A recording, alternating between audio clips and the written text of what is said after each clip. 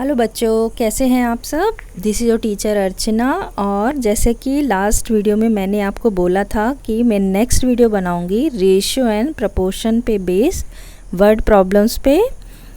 तो आज मैं लेकर आई हूँ। चलिए स्टार्ट करते हैं।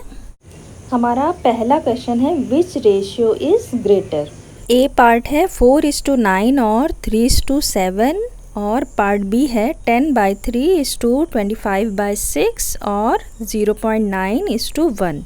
अब हमें देखना है कि ये दोनों रेशियो जो हमें दिए गए हैं इनमें से कौन सा रेशियो है जो बड़ा है। तो चलिए देखते हैं हम इसको कैसे सॉल्व करते हैं।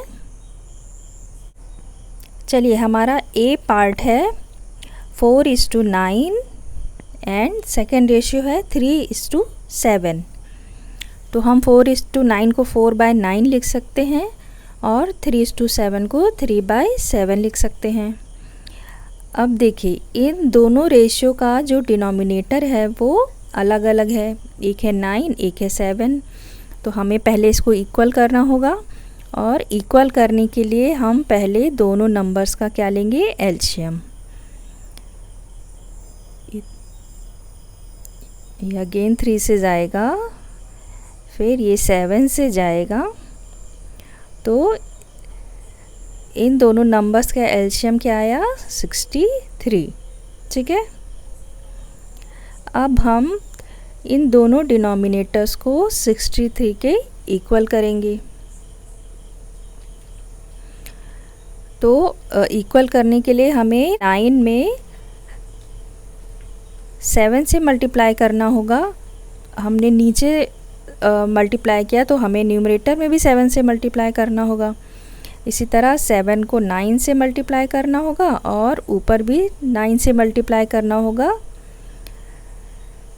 तो ये हो जाएगा हमारा 28/63 और दूसरा रेशियो हो जाएगा 27/63। अब हमारा दोनों डिनोमिनेटर इक्वल हो गए। यहाँ पे 28 जो है वो बड़ा नंबर है, तो इसका मतलब हुआ कि 28/63 जो रेशियो है वो ज़्यादा है 27/63 से, which means 4:9 is greater than 3:7। चलिए, हमारा नेक्स्ट पार्ट है बी। बी था हमारा 3:25/6 और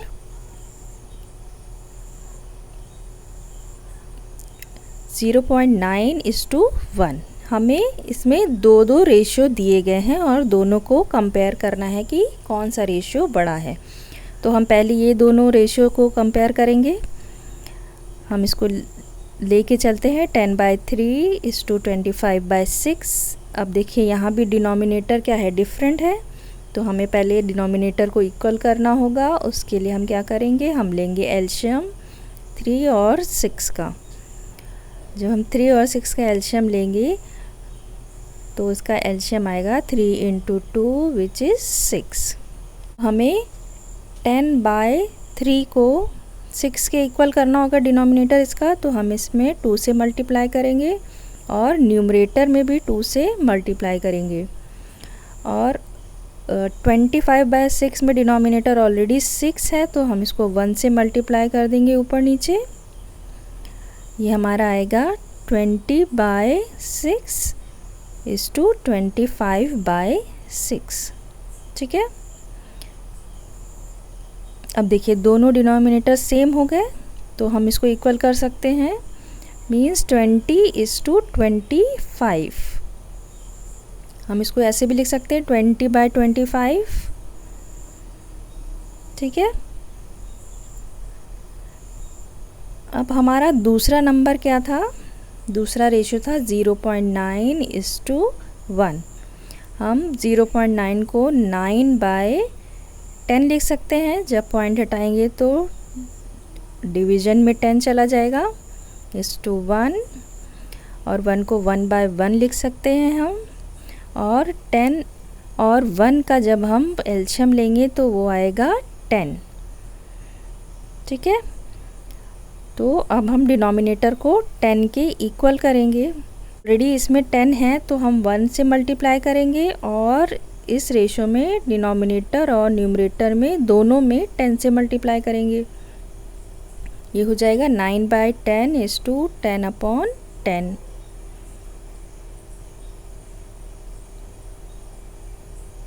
अब देखिए दोनों डिनोमिनेटर सेम है तो हम इसको 9:10 लिख सकते हैं, जिसे हम 9/10 भी लिख सकते हैं। अब देखिए ये है हमारा 9/10 और ऊपर है 20/25। तो अब जब हम 20 को 25 से डिवाइड करेंगे तो आएगा 0.8 और जब हम 9 को 10 से डिवाइड करेंगे तो ये आएगा 0.9। तो 0.9 0.8 से क्या है, बड़ा नंबर है, which means 0.8 is smaller than 0.9। अब 0.9 एक्चुअल में किसका रेशियो था, वो था 0.9:1 का रेशियो था और 0.8 था 10/3:25/6 का एक रेशियो था। ठीक है, तो इससे प्रूफ हो गया ना कि 0.9:1 इज़ ग्रेटर देन 10/3:25/6। ओके बच्चों,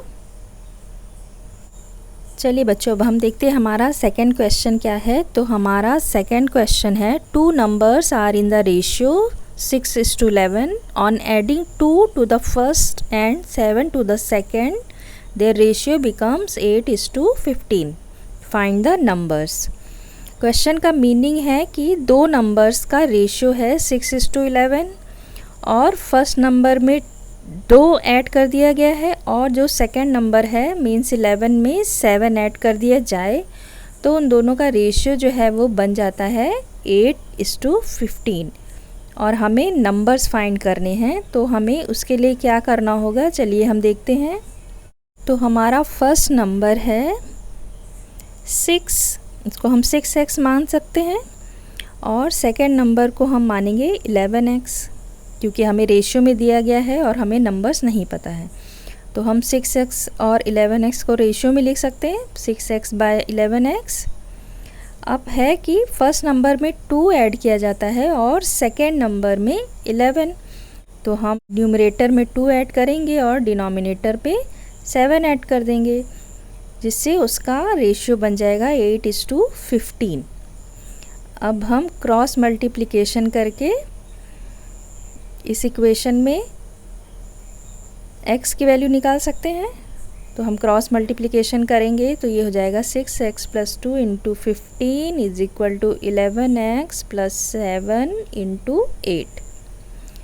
जब हम इसको सॉल्व करेंगे तो ये आएगा 90x + 30 is equal to 88x + 56। हम 88 को इधर लेके आएंगे तो ये हो जाएगा 2x इज इक्वल टू 26। अब यहाँ से हम x की वैल्यू निकालेंगे जो आएगी 13। ठीक है, अब हम x की वैल्यू फर्स्ट रेशियो में रख देंगे तो हमारा फर्स्ट नंबर आ जाएगा। मीन्स 6x में अगर हम x की वैल्यू पुट कर दें तो हमारा आ जाएगा फर्स्ट नंबर। फर्स्ट नंबर हमारा होगा 6x विच मीन 6 × 13, ये आएगा हमारा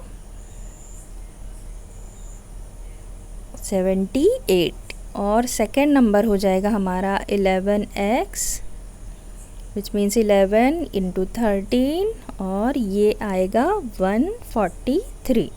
ठीक है, तो हमारा फर्स्ट नंबर आया 78 और सेकेंड नंबर आया 143। चलिए बच्चों हमारा थर्ड क्वेश्चन क्या है देखते हैं। थर्ड क्वेश्चन है, a certain some of money is divided among A, B and C in the ratio of 5, 6 and 7। If A's share is rupees 175, find the total amount and the share of each one of B and C. तो question का meaning है कि कुछ amount है जो 3 लोगों में A, B, C हैं, उनमें 5, 6 और 7 के रेशियो में डिवाइड किया गया है और A का जो शेयर आता है वो आता है रुपीज़ 175। तो हमें निकालना है टोटल अमाउंट और B और C का शेयर निकालना है, मींस उनको कितनी मनी मिलती है वो हमें निकालना है। तो चलिए देखते हैं उसके लिए हम क्या करते हैं। हमें यहाँ अमाउंट नहीं पता है तो हम उसके लिए अज्यूम करेंगे कि जो हमारा टोटल अमाउंट है या सम ऑफ मनी है वो है x। तो let the amount is x rupees, ठीक है। और हमें A का शेयर पता है वो है रुपीज़ 175।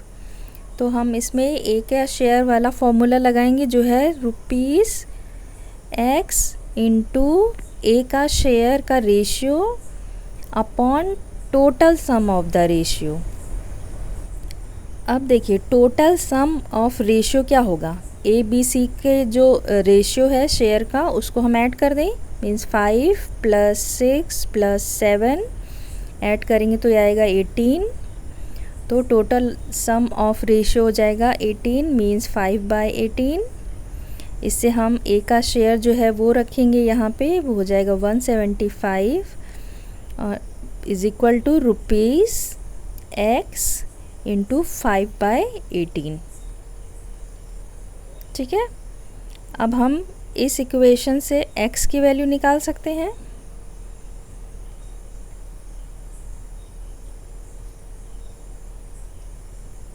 x की वैल्यू क्या हो जाएगी, 5x is equal to 175 into 18। यहाँ से हम x निकालेंगे तो ये हो जाएगा 175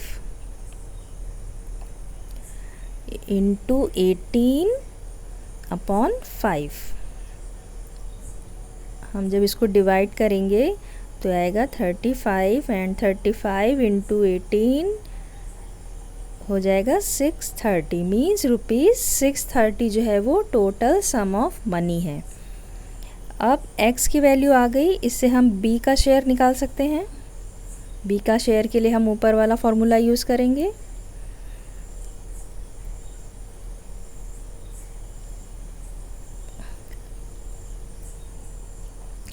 बीस शेयर विल बी कितना हो जाएगा, रुपीज़ x हमें पता चल गया है वो है 630 इंटू b का शेयर है 6 by total sum of the ratio is 18। इसको हम सॉल्व करेंगे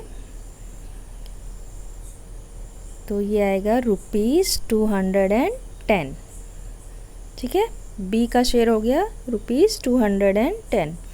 अब हम ऐसे ही c का शेयर भी निकालेंगे। c share is rupees 630 into 7/18। इसको हम सॉल्व करेंगे तो ये आएगा 245, ठीक है। तीनों का शेयर्स निकल गया, मतलब तीनों को कितना अमाउंट मिला ये हमें पता चल गया। चलिए बच्चों, हमारा नेक्स्ट क्वेश्चन है the present ages of mister Sen and his son are in the ratio of 17:9। If the ratio of their ages 9 years ago was 7:3, then find their present edges.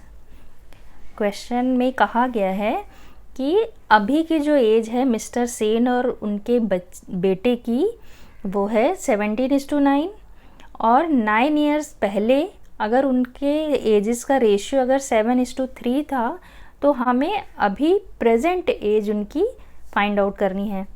Late present ages are 17x and 9x, ठीक है। Present as का ratio निकाले तो ये हो जाएगा 17x upon 9x, ठीक है। अब क्वेश्चन में है कि 9 इयर्स एगो उनका जो रेशियो था वो था 7/3। तो हम 9 इयर्स एगो करने के लिए 17x से 9 माइनस कर दें, मीन्स प्रेजेंट एज से 9 इयर्स माइनस कर दें दोनों की एजेस से। तो रेशियो क्या था 7:3 मीन्स 7/3। अब हम इस इक्वेशन से क्या कर सकते हैं, ये वाली जो इक्वेशन है इससे हम x की वैल्यू निकाल सकते हैं। हम यहाँ क्रॉस मल्टीप्लिकेशन करेंगे,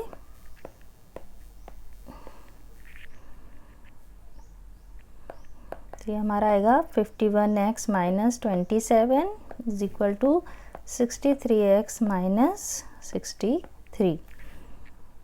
अब हम यहाँ से x की वैल्यू निकालेंगे तो ये आएगा 36/12,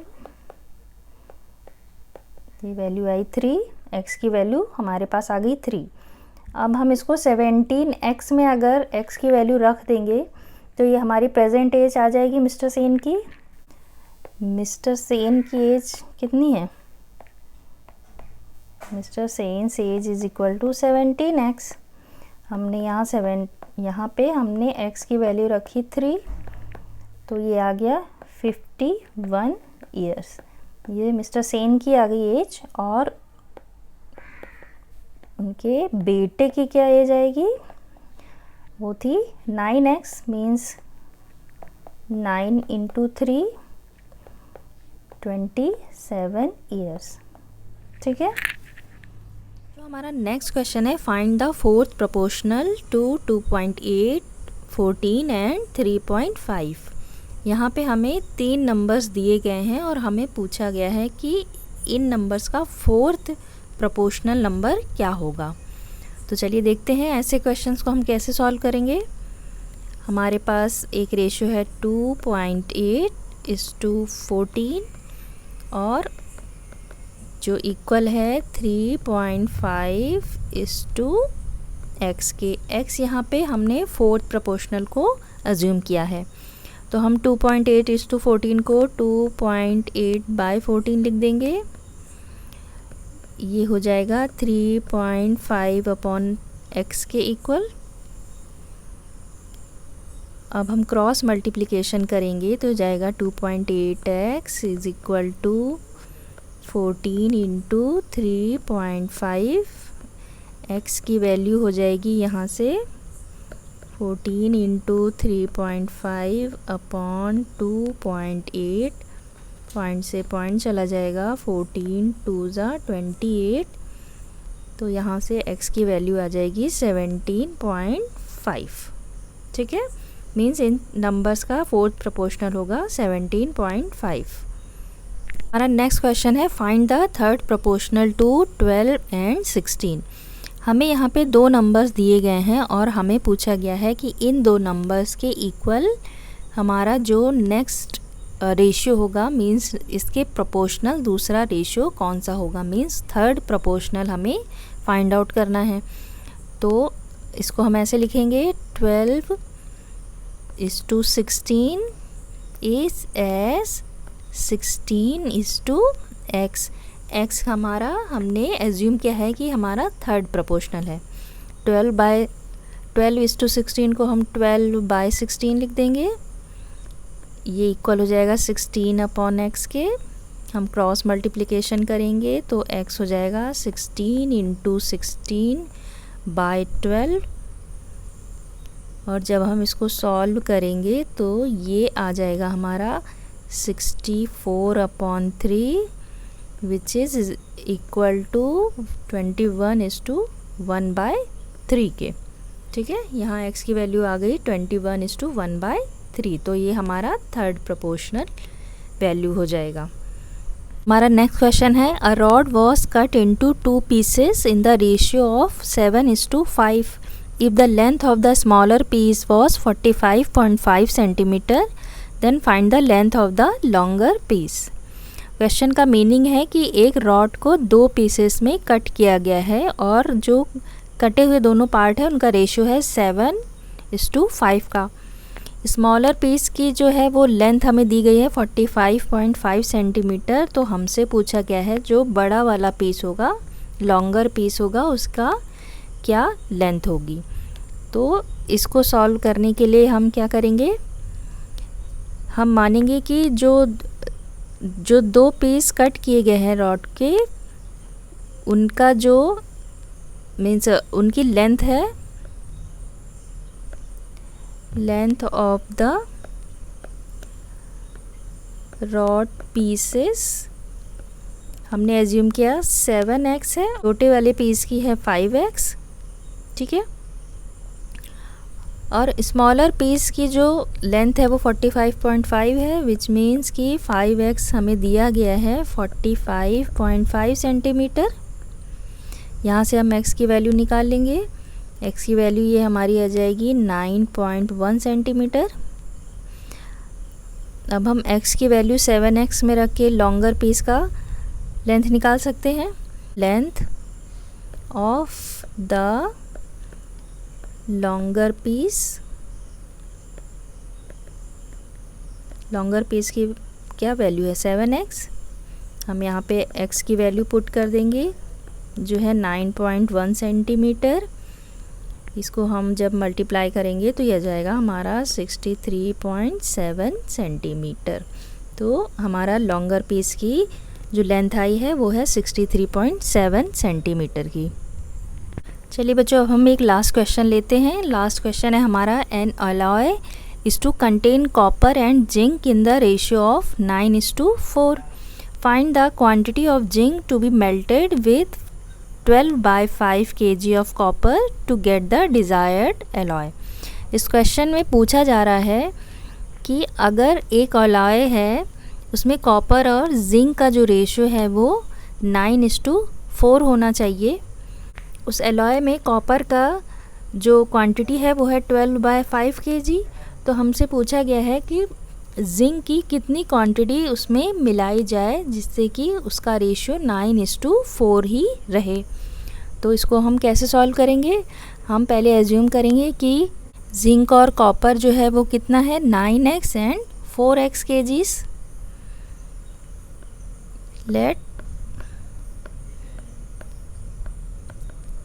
let the quantities of copper and zinc are 9:4 ratio है, तो हम इसको मान लेंगे 9x kg और दूसरा हो जाएगा 4x kg, ठीक है। और हमें यहाँ पे कॉपर की क्वांटिटी दी है, मींस 9x हमें दिया हुआ है। 9x कितना है यहाँ 12/5 kgs। तो x की वैल्यू हम यहाँ से निकालेंगे, ये हो जाएगा 12/5 × 9। इसको जब हम सॉल्व करेंगे तो ये हमारा आएगा 4/15 kgs, मतलब x की वैल्यू है 4/15। हमें x की वैल्यू पता चल गई तो हम 4x में रख के कॉपर की हम जिंक की वैल्यू निकाल सकते हैं। क्या हो जाएगा, क्वांटिटी ऑफ